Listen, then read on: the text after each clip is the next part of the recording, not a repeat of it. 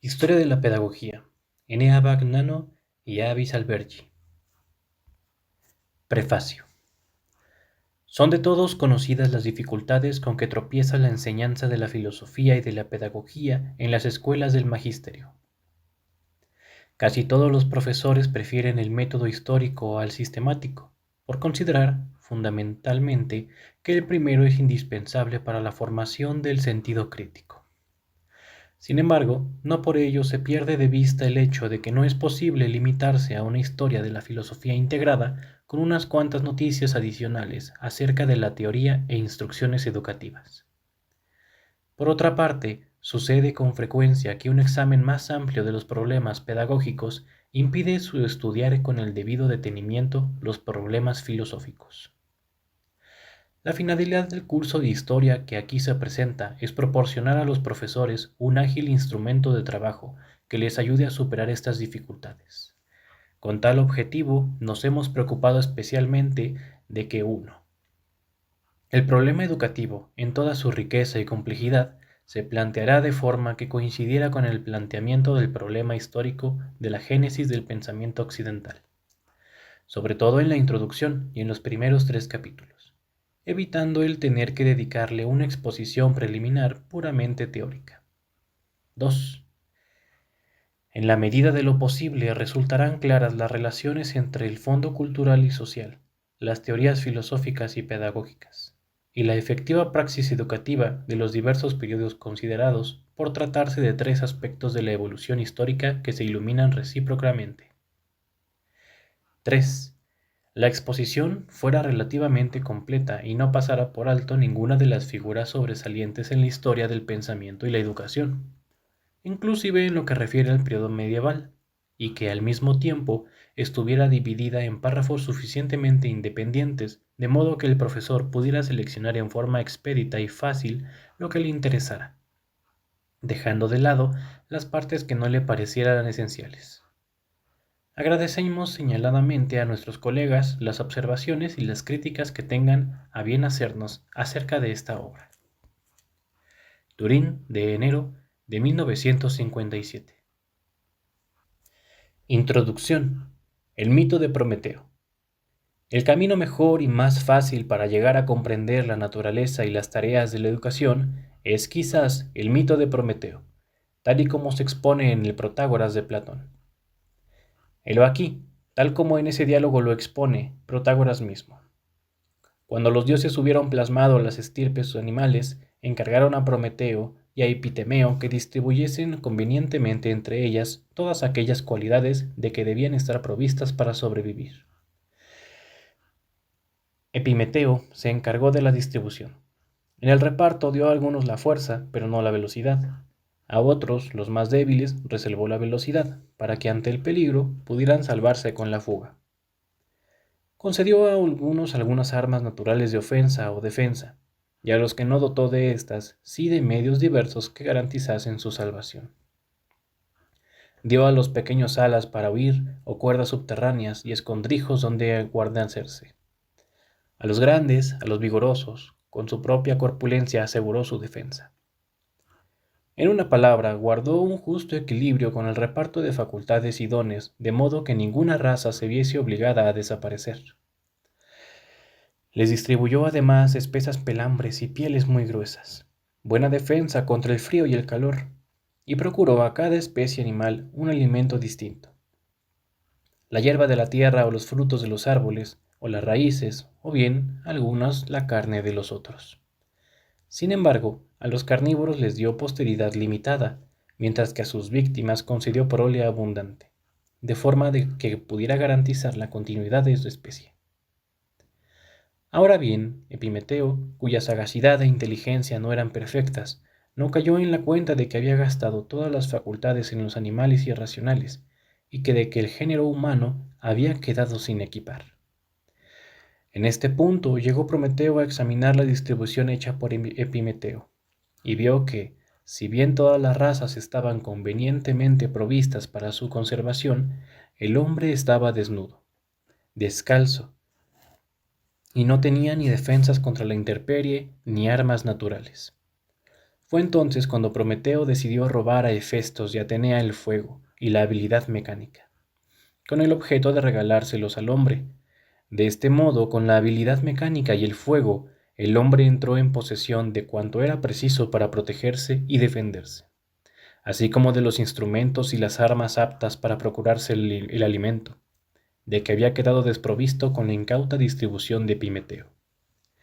Gracias a la habilidad mecánica, el hombre pudo inventar los albergues, los vestidos, el calzado, así como los instrumentos y las armas para conseguir los alimentos.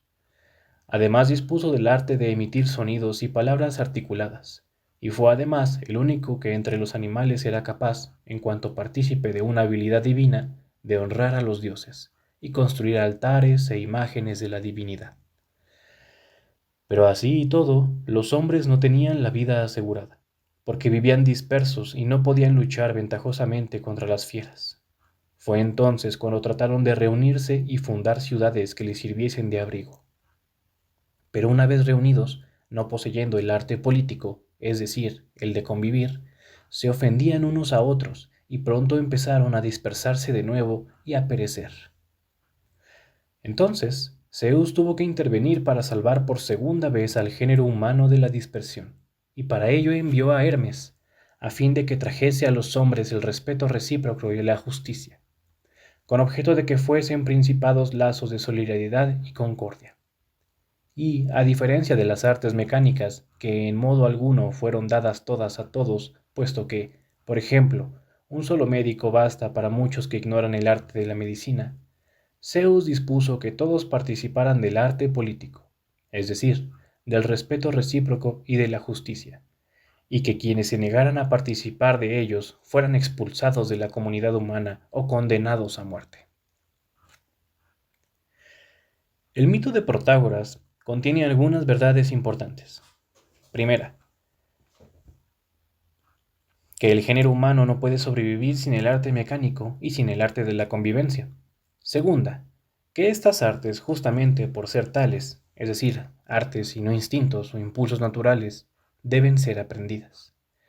Actualmente decimos que el hombre debe aprender las técnicas del uso de los objetos ya construidos y las técnicas de trabajo de los objetos por construir o producir, y que asimismo debe aprender a comportarse con los demás hombres de un modo que garantice la colaboración y solidaridad, de acuerdo con lo que Platón denominaba el respeto recíproco y la justicia.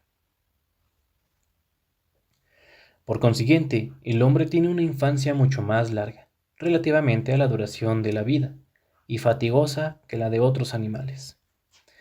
También estos deben aprender el empleo de los órganos de que la naturaleza los ha dotado, y por tanto atraviesan todos, más o menos, un periodo de adiestramiento, que corresponde a lo que es la educación del hombre. Pero los animales entran rápidamente en posesión de las capacidades propias para conservarse, porque dichas capacidades, como observa justamente Protágoras, están inscritas en su estructura orgánica, en los dones distribuidos por Epimeteo. Al hombre, por el contrario, el uso inmediato de sus órganos, por ejemplo, el aprender a ver, moverse, a caminar, no le garantiza en modo alguno la vida. Necesita los dones de Prometeo y de Zeus, las técnicas mecánicas y morales que exigen un adiestramiento mucho más largo y penoso. Y es de señalar que la adquisición de tales técnicas requiere el lenguaje, porque sin él, no solo no se podrían comunicar entre hombres, sino que no hubieran nacido ni se hubieran desarrollado. En efecto, solo el uso del lenguaje permite la abstracción y generalización indispensable para la formación de las técnicas mismas. Una palabra o signo lingüístico no designa una cosa en particular, esta cosa, sino un objeto genérico que se define por un uso posible. Por ejemplo, las palabras hacha, flecha, arco, no designan una hacha, una flecha o este arco, sino un hacha cualquiera, una flecha cualquiera y un arco cualquiera, independientemente de su particular forma, tamaño, color, etc., que se definen por el uso particular para el que le sirve. Cuando el niño aprende a hablar, no aprende a designar cada cosa con una palabra, como se cree comúnmente, sino que más bien aprende a identificar en las cosas, a través de las palabras, la posible genérica de un uso que lo define. Por ejemplo, cuando la madre le dice, este es un tenedor, lo que le enseña no es tanto la palabra en sí misma cuanto a la relación existente entre la palabra y toda una serie de objetos. Todos los tenedores posibles, cualquiera que sea su forma, tamaño, material, etc., que se puedan definir por el uso común a que se designan. Por lo tanto, Protágoras tenía razón en de ligar el arte mecánico, o sea, las técnicas de uso y producción de los objetos, con el arte de la palabra, porque en verdad ninguno de los dos puede prescindir del otro. Género humano y sociedad humana. Hasta aquí hemos hablado como si el género humano constituyera una sola unidad, como si fuera un único modo homogéneo. En realidad no es así. De la misma forma que el mundo animal algunas especies se sostuvieron durante un cierto tiempo y luego se extinguieron, y mientras unas evolucionaron en una dirección, otras lo hicieron en otra. Por lo que Bergson parangonó la evolución de la vida como un haz de tallos, de largura diferente, que apuntan en diferentes direcciones. De la misma manera, en el mundo humano, algunos grupos de hombres han evolucionado más y otros menos. Algunos se han dispersado, otros han sobrevivido, algunos se han inmovilizado en formas primitivas de civilización y otros se han orientado hacia formas de civilización en desarrollo continuo. También en el mundo humano, tal como se nos presenta hoy y prescindiendo de su historia o evolución pasadas, hacemos una primera y burda distinción entre sociedades primitivas y sociedades civilizadas. Dentro de un instante volveremos a ocuparnos de esta definición, pero por el momento nos interesa subrayar que las llamadas sociedades primitivas comprenden grupos humanos diversos y desemejantes que tienen usos, costumbres y creencias diversas. Y lo mismo sucede con las llamadas sociedades civilizadas, entre las cuales advertimos profundas distinciones en los modos de vivir y las creencias. Piénsese, por ejemplo, en la diferencia que hay entre los mundos cristiano, musulmán, hindú, chino, etc. Podemos expresar este hecho diciendo que cada grupo humano, primitivo o civilizado, tiene una cultura propia que le ha permitido sobrevivir. Por consiguiente, por cultura, entenderemos el conjunto de técnicas de uso, de producción y de comportamiento, mediante las cuales un grupo de hombres puede satisfacer sus necesidades, protegerse contra la hostilidad del ambiente físico y biológico, y trabajar y convivir en una forma más o menos ordenada y pacífica. Se puede decir asimismo que una cultura es el conjunto más o menos organizado y coherente de los modos de vida de un grupo humano, entendiendo por modos de vida lo ya dicho, es decir, las técnicas de uso, de producción y comportamiento. Las reglas que definen estas técnicas constituyen lo que se denomina comúnmente como usos, costumbres, creencias, ritos, ceremonias, etc. Incluso una costumbre en apariencia insignificante y banal como lo es el modo de saludar, es una regla de conducta destinada a subrayar la actitud amistosa o no hostil de un hombre hacia otro.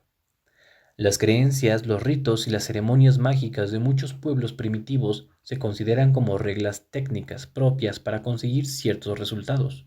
Por ejemplo, la lluvia o la cesación de un azote, de una epidemia, de la guerra, etc. En resumen, una cultura es el conjunto de las facultades y habilidades no puramente instintivas de que dispone un grupo de hombres para mantenerse vivo, singular y colectivamente, o sea, como grupo. Cultura y educación. El carácter más general y fundamental de una cultura es que debe ser aprendida, o sea, transmitida en alguna forma. Como sin su cultura, un grupo humano no puede sobrevivir, a menos de que se asuma una cultura diversa más o menos eficaz. Caso es el que mutará continuamente su naturaleza en un todo. Es el interés del grupo que dicha cultura no se disperse ni se olvide, sino que se transmita de las generaciones adultas a las más jóvenes, a fin de que éstas se vuelvan igualmente hábiles para manejar los instrumentos culturales y hagan así posible que continúe la vida del grupo. Esta transmisión es la educación. Verdad es que las sociedades primitivas carecían de escuelas en el sentido que nosotros conocemos. Pero, sin embargo, en ellas niños y jóvenes se ven igualmente sometidos a un largo periodo de aprendizaje en compañía del padre, la madre u otros adultos calificados para ello. Pasado de este periodo, y a través de una serie de pruebas que deben superar, como los exámenes de nuestras escuelas, y de una solemne ceremonia de iniciación, el joven es admitido entre los adultos y los responsables de la vida común. La educación es, pues, un fenómeno que puede asumir la forma y las modalidades más diversas, según sean los diversos grupos humanos y su correspondiente grado de desarrollo. Pero en esencia es siempre la misma cosa. Esto es, la transmisión de la cultura del grupo de una generación a la otra, merced a lo cual las nuevas generaciones adquieren la habilidad necesaria para manejar las técnicas que condicionan la supervivencia del grupo. Desde este punto de vista, la educación se llama educación cultural, en cuanto es precisamente la transmisión de la cultura del grupo, o bien educación institucional, en cuanto tiende a como fin llevar las nuevas generaciones al nivel de las instituciones, o sea, de los modos de vida o las técnicas propias del grupo. No se insistirá nunca demasiado en la importancia que tiene la educación, así entendida, no solo porque no se refiere a la vida o a la supervivencia de cualquier otro humano, sino también en lo que toca a la formación y el desarrollo de la persona humana individualmente considerada. Varios hechos parecen indicar que, alejado del consorcio humano, un individuo pierde o deja de adquirir o adquiere solo mínimamente los caracteres humanos. Nos referimos brevemente al caso de los llamados niños salvajes o niños ferales, los niños abandonados o perdidos en primera infancia y privados de contacto humano, que sobrevivieron como miembros de grupos animales, lobos o simios superiores, y fueron encontrados más tarde y restituidos a un mundo humano. En todos estos casos, en el momento de ser restituido a la sociedad humana, los individuos carecen de todo carácter humano. No hablan y no tienen la capacidad de hablar. Su desarrollo mental se halla detenido en un nivel que supera en poco la invisibilidad. Sus reacciones son en gran parte automáticas. No parecen tener conciencia de sí y se muestran indiferentes a la compañía humana. En algunos casos no tienen ni siquiera la posición erecta y la aprenden con dificultad. No sonríen ni se ríen, sino que emiten sonidos análogos a los que aquellos animales con los cuales han vivido. Además, en todos estos casos, su educación o reeducación ha sido imposible o posible únicamente en un grado mínimo, no más allá del que puede alcanzar un idiota. Estos hechos demuestran la importancia que en la formación de una persona humana normal tiene el conjunto de las influencias educativas debidas a las conductas humanas, a través de las cuales, incluso de las sociedades más primitivas y rudas, el niño aprende las indispensables técnicas, empezando por el lenguaje, que definen su condición humana. Culturas estáticas y dinámicas. Dado que sin su cultura un grupo no se puede conservar, ni a los individuos que a él pertenecen pueden alcanzar una condición que pudiera calificarse de humana, no es de maravillar que todos los grupos humanos traten de reforzar en sus miembros la conciencia de la importancia, el valor y la indispensabilidad de las técnicas culturales. Y el modo más sencillo para reforzar tal conciencia consiste en atribuir o reconocer a las precitadas técnicas un carácter sacro, por el cual la ignorancia, la violación o el menoscabo de ellas adquiere la calidad de acciones perversas o impías, o sea, tales como para incurrir en castigos humanos o divinos. En efecto, en las sociedades primitivas, no solo las técnicas de comportamiento, las costumbres, las reglas morales y religiosas son protegidas mediante las mencionadas penas, sino que también lo son con frecuencia las técnicas de uso y de producción de los objetos, ya sea porque éstas son igualmente indispensables para la vida del grupo, o porque en ausencia de la escritura, su transmisión es más débil, más difícil y corre el peligro de perderse. De tal modo que se experimenta la necesidad de estabilizarlas mediante sanciones oportunas.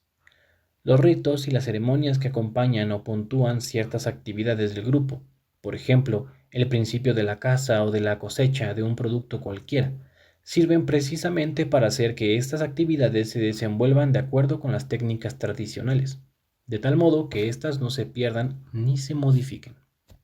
De aquí que mientras más difícil le resulte a un grupo humano conservar y transmitir su patrimonio cultural, tanto más tenderá a reconocer el carácter sacro de cada parte o elemento de dicho patrimonio. Esta es la situación propia de las llamadas sociedades primitivas o primarias, es decir, que precisamente por ello tienen un carácter estático y tienden a conservar su cultura sin mutaciones o con las menores mutaciones posibles. En tales sociedades se ignora o se condena la búsqueda de nuevos medios o instrumentos, de nuevas formas de vida. El individuo que pertenece a ellas tiende a evitar toda novedad o a referirla a lo que se conoce tradicionalmente. Por contraste, con las sociedades primitivas, las llamadas sociedades civilizadas o secundarias son aquellas cuya cultura está abierta a las innovaciones y posee instrumentos aptos para hacerles frente, comprenderlas y utilizarlas. Estos instrumentos son forjados por el saber en todas sus formas y, para ser más precisos, por el saber racional, el cual, desde este punto de vista, se puede definir como la posibilidad de renovar y corregir las técnicas culturales. Por lo tanto, las sociedades primitivas no son, como suele creerse, las más jóvenes. Por el contrario, son, desde el punto de vista cronológico, muy viejas y con frecuencia mucho más vetustas que las sociedades superiores más antiguas.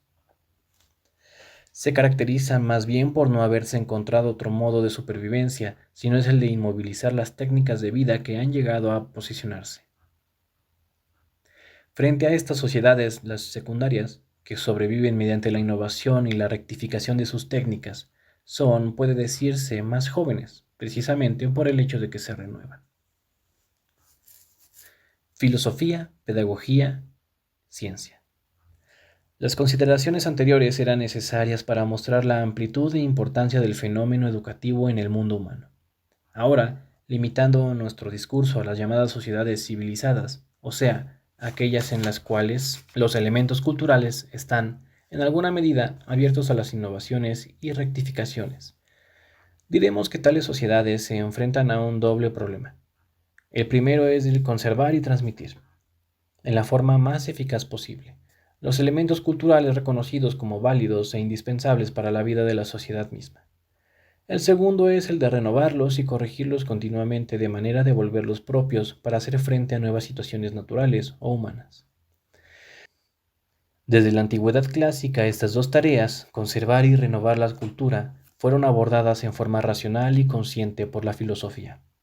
La filosofía, en cuanto a reflexión sistemática sobre los problemas de la cultura humana, tuvo sus orígenes en aquella civilización griega que ha legado gran parte de sus rasgos más característicos a nuestro mundo occidental. Desde las formas democráticas de convivencia civil hasta el gusto por la investigación desinteresada y sin prejuicios de los fenómenos naturales. En griego, filosofía significa amor por el saber, y ya la etimología sugiere no solamente la idea de una preocupación por conservar el saber constituido, sino también, sobre todo, de un esfuerzo intencional por renovarlo y ampliarlo. La generalidad de la filosofía tiene un carácter lógico, en cuanto que es una investigación enderezada hacia cualquier objeto, es decir, a cualquier orden de hechos, de actividades, etc. Pero también, al mismo tiempo, tiene un carácter social, en cuanto es una investigación que puede ser emprendida y realizada por cualquier hombre, dado que todo hombre es un animal racional. Por consiguiente, no es el patrimonio de una casta o categoría privilegiada de personas como sucede cuando el saber asume una forma religiosa o mística, por ejemplo en las sociedades orientales. En sus principios, la filosofía tendía a identificarse con todo lo del saber, o mejor dicho, con todos los conocimientos que tuvieran carácter racional y sistemático, es decir, excluía únicamente las técnicas de artesanía, pero sucesivamente se desprendieron de ella varias ciencias particulares: las matemáticas, física, química, astronomía, biología, psicología, etc., que se volvieron autónomas. No obstante, ha sido y es competencia de la filosofía la tarea de enfrentarse al doble problema de que hemos estado hablando, es decir, por una parte, conservar y defender los elementos culturales considerados como válidos; por la otra, combatir y eliminar los elementos culturales que se hayan convertido en un lastre y promover nuevos desarrollos de la cultura. Esto lo puede hacer no ocupando el lugar de esta o aquella ciencia ya constituida, sino, en ocasiones, ayudando a que se constituyan ciencias nuevas, y en general esforzándose siempre por mantener vivo un clima de libertad intelectual, de discusión sin prejuicio y de apertura hacia lo nuevo y lo imprevisto. Cuando al realizar esta doble tarea de conservación y progreso, la filosofía se preocupa más específicamente de los modos como las nuevas generaciones deben ponerse en contacto con el patrimonio pasado sin quedar esclavizadas por este. O sea, cuando se preocupa en forma precisa y deliberada del fenómeno educativo tal como lo hemos planteado, asume la veste y la denominación de filosofía de la educación o pedagogía. Por tanto, existe entre la filosofía y la pedagogía una conexión estrechísima, y a primera vista parecerá como que la diferencia que pudiera existir entre ellas es solo una cuestión de acento. Toda filosofía vital es siempre necesaria e íntimamente una filosofía de la educación, porque tiende a promover modalidades y formas de cultura de cierto tipo, y porque contempla un cierto ideal de formación humana, aunque no lo consideren definitivo ni perfecto. Pero el término pedagogía, que literalmente significa guía del niño, puede tener un significado más extenso y abarcar a más que la filosofía de la educación. Algunas ciencias o sectores de algunas ciencias, indispensables para un control del proceso educativo. ¿Cuáles son estas ciencias? En primer lugar, la psicología. Sobre todo aquellas partes de esta que se refieren al desarrollo mental, a la formación del carácter y a los modos de aprendizaje. A últimas fechas, la sociología ha demostrado ser indispensable ciencia auxiliar para plantear y resolver debidamente los problemas de la educación. Junto a la psicología y a la sociología, se ha venido desarrollando una técnica o conjunto de técnicas que emergen de la práctica educativa misma, la didáctica. Incluso la técnica de los exámenes y en general de la puesta a prueba de los adelantos escolásticos ha asumido recientemente el carácter de una ciencia autónoma que algunos denominan decimología. Sin embargo, no parece que sea ni correcto ni útil considerar a la pedagogía como inclusora. Además de la filosofía de la educación, de todas estas ciencias o técnicas, pero es indudable que la pedagogía debe tener en cuenta concretamente las relaciones que guarda con ellas, circunstancia que le reviste de caracteres propios frente a la filosofía general. Se dice con frecuencia que dichas relaciones son análogas a las que ya existen entre el fin y los medios. La pedagogía, en cuanto a filosofía de la educación, formula los fines de la educación, las metas que deben alcanzarse, mientras que la psicología, la sociología, la didáctica, etc., se limitan a proporcionarnos los medios propios para la concentración de estos fines, o indicarnos los caminos que debemos recorrer para alcanzar esas metas. A decir verdad, se trata de una distinción que rige hasta cierto punto. Fijarse metas en abstracto, sin tomar en cuenta los medios de que se dispone para alcanzarlas. Sería una actividad de dudosa eficacia y por su parte las ciencias pedagógicas no podrían ser útiles si ignorasen la finalidad, los ideales educativos, a que deben contribuir. Sin embargo, precisamente a la pedagogía compete la tarea de coordinar las contribuciones de las diversas ciencias auxiliares y técnicas didácticas, y de impedir que se caiga en recetas fijas, de evitar que se cristalicen los métodos y los valores, y en resumen, de llevar a cabo aquella misión de apertura hacia lo nuevo y lo diverso que tiene en común con la filosofía, o para decirlo mejor, que en la medida en lo que es la filosofía. En este sentido, los problemas de la pedagogía son aún sustancialmente los mismos que se ofrecieron a la reflexión consciente mucho antes que las disciplinas y técnicas precitadas se constituyeran y consiguieran cierta autonomía. Esta es la razón por la que se estudia la historia de la filosofía y la pedagogía. No se trata de una pura curiosidad arqueológica, sino de que es necesaria la iluminación de estos problemas actuales mediante el estudio de sus orígenes y de las soluciones ensayadas en el curso de los siglos.